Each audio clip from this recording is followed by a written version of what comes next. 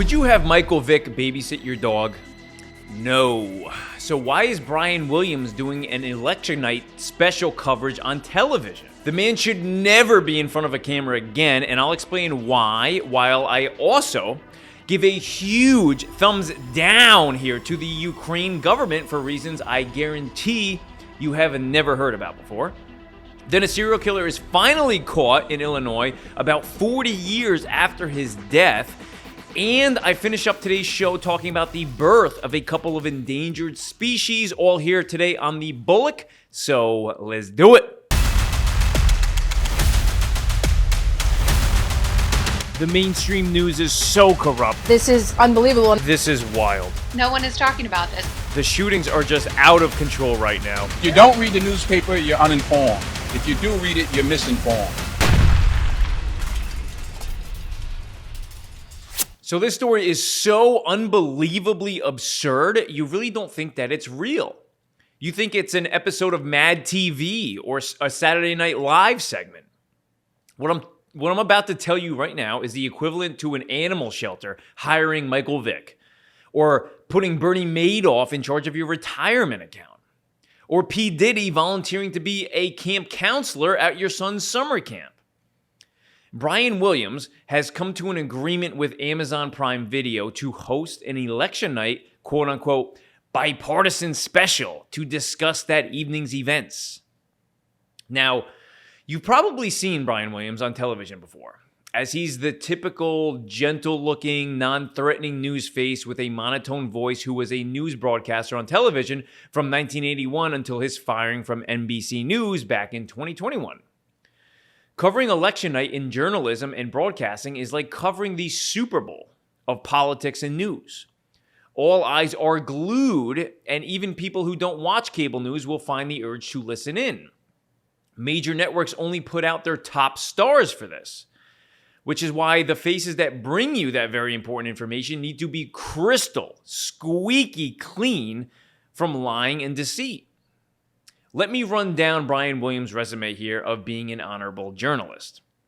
Back in 2005, Brian Williams made claims that he had rode out all of Hurricane Katrina in New Orleans Superdome, along with many other New Orleans residents, and claimed that although he survived the hurricane in the dome, others who he was staying with did not survive. It turned out later that he apparently decamped over to a hotel on Canal Street during the storm and didn't actually reside in the Superdome during the storm. A year after that, in 2006, Brian Williams claimed that on his helicopter ride with Israel forces during the crisis with Lebanon, that rockets were just missing him, passing right underneath his helicopter he was in while he was riding with a 4-star general. It turns out that there are no 4-star generals in the IDF, and that although rockets were fired, they were over 1,500 feet away, which is the equivalent to a quarter mile in the distance. 15 football fields away. And not only that, but he was in a separate helicopter that was an hour behind the helicopters that were experiencing the fire underneath them. At no point was his life within danger from those rockets, and later even embellished the story even more, stating that his helicopter was actually being fired on directly. 2 years later, in 2008, though, Williams claimed he was at the Brandenburg Gate the night that the Berlin Wall fell. It was shortly revealed after that Williams was not even in Germany until the following day, trying to use the time from 2008, previous to the time that the Berlin Wall fell, to kind of take advantage of people maybe not knowing their history or where people were, and taking advantage of people's ignorance of being able to track down journalists. But Brian Williams was wrong. 3 years later after that, and maybe the worst lie of them all, is when Williams said he flew into Baghdad with SEAL Team 6 during the early operations there, which SEAL Team 6 is one of the most covert units in the world. Special Operations Command spokesperson Ken McGraw stated that, quote unquote, we do not embed journalists with that unit. nor any other unit that conducts counterterrorism missions.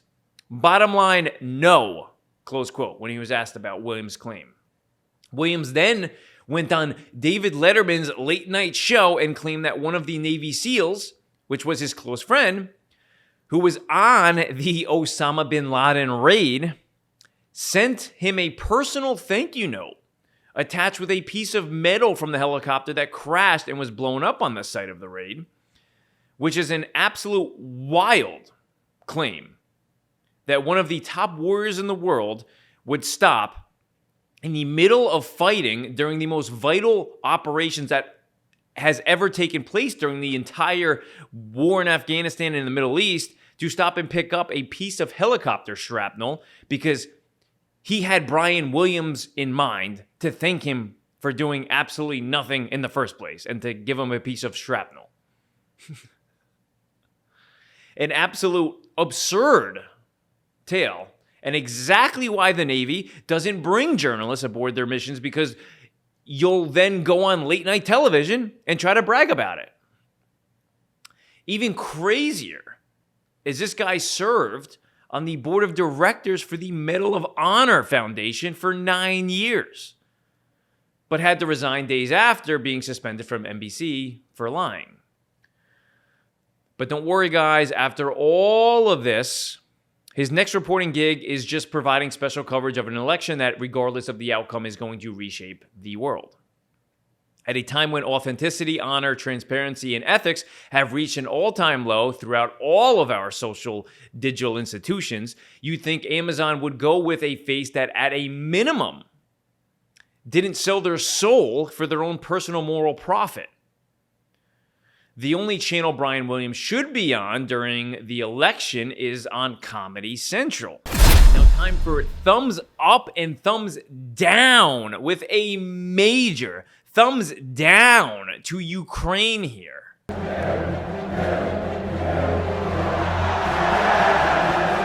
So thumbs down to Ukraine here, as this year alone, more soldiers have deserted the army this year than they ever have in the country's history, as Ukraine's prosecutors have racked up a total of at least 30,000 desertion cases.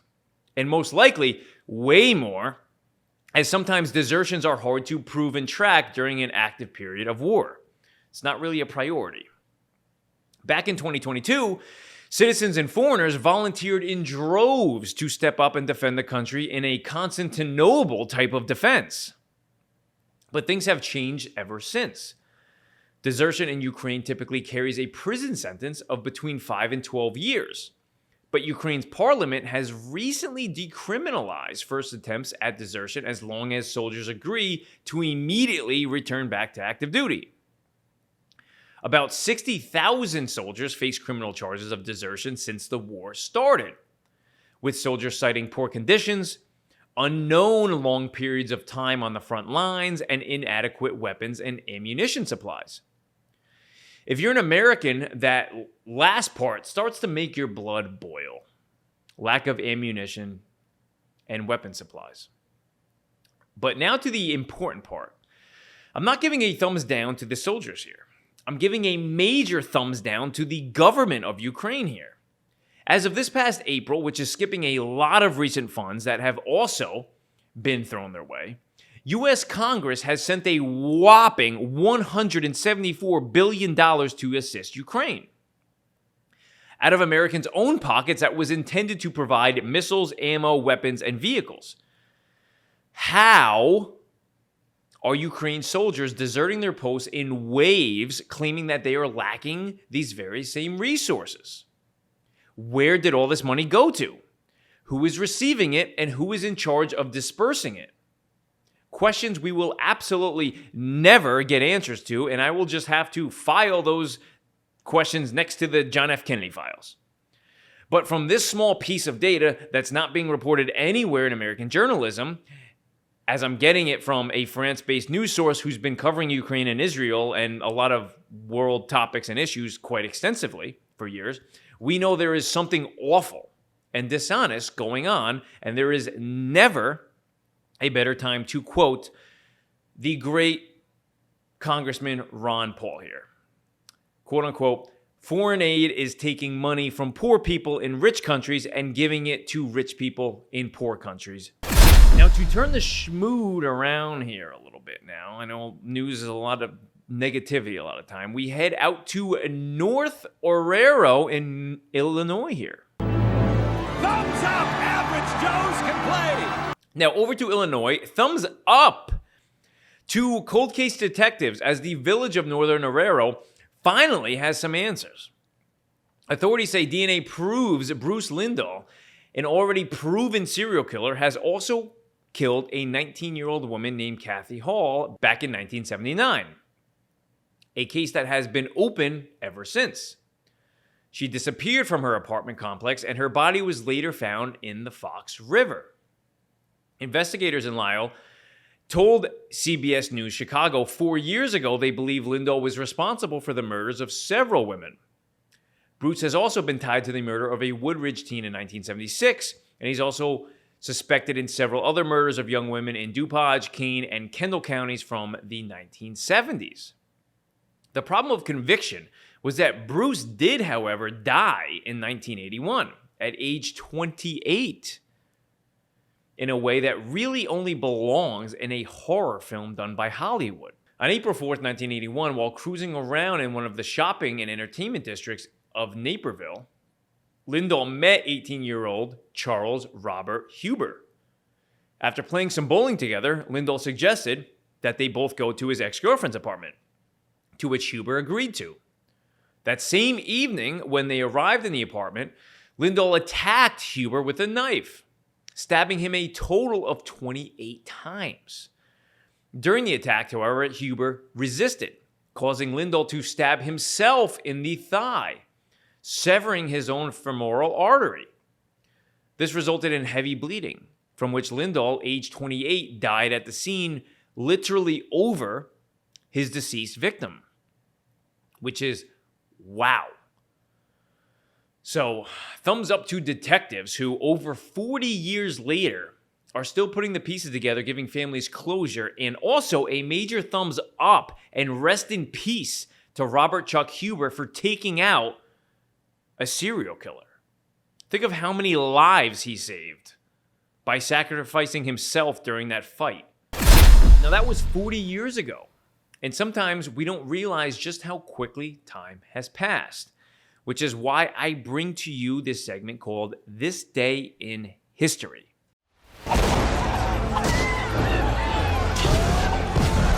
Which specifies the unconditional surrender of Japan.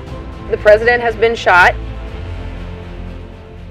On this day 40 years ago, a suicide bomber drives a truck packed with explosives into the U.S. Marine barracks in Beirut, killing 241 U.S. military personnel.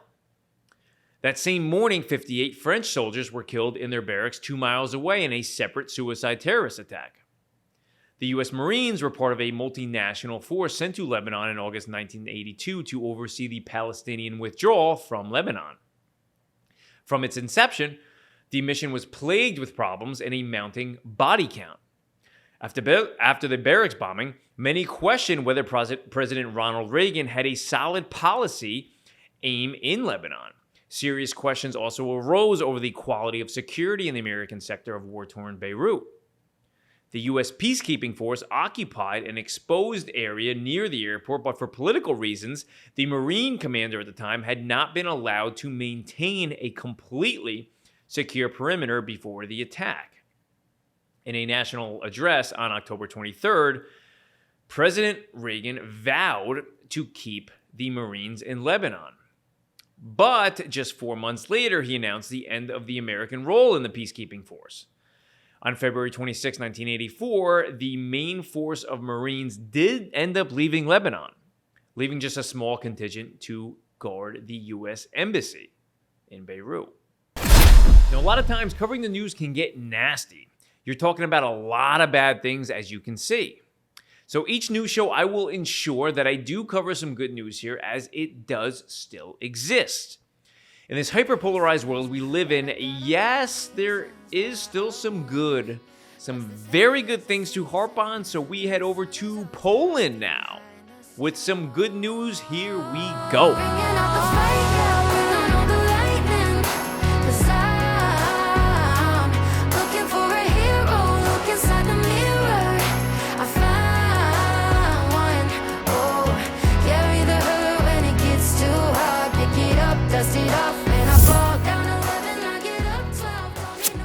Stepping into the Wrocław Zoo in Poland here, as the birth of 4 baby tiger cubs had to be kept a close secret for a very special reason.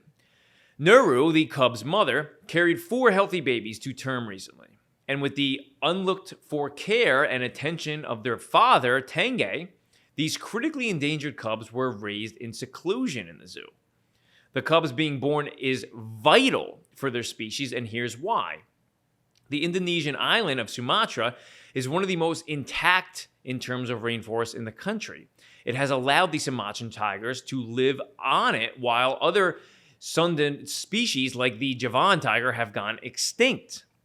It is roughly estimated that they number 400 in total and falling, meaning that the 4 cubs at the Wrocław Zoo, which are now 3 months old, represent about 1% of the total wildlife population. The birth of 4 Sumatran tigers is the greatest breeding success in recent years and an unprecedented event, which is a true global sensation. And quote unquote, I applaud the efforts of the zoo staff, especially the carnivore keepers, whose work ensures the young development, healthy, and contribution to the conservation of these endangered subspecies, said Wrocław's mayor, Jacek Sutrek.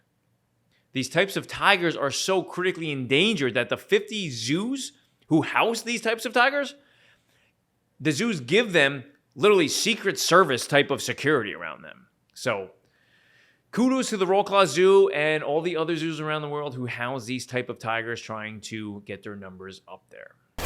So awesome stuff there, and remember that there is always some good news out there. You just have to look for it, and you'll probably have to subscribe to The Bullock or to my YouTube channel there for it. Now, your daily news podcast, The Bullock, is out Tuesday through Thursday at 5 p.m. I will be back here tomorrow night with another episode of The Bullock for your world news stories, and I will see you then. News and factual material are deeply researched to confirming the validity of multiple sources by the broader media landscape across the global sector in the digital world. All statements are a combination of primary and secondary research components geared towards providing the only news show in video and podcast form that provides a clear understanding of important world issues that are being left out by the completely biased and politically driven global media machine. Thank you for listening.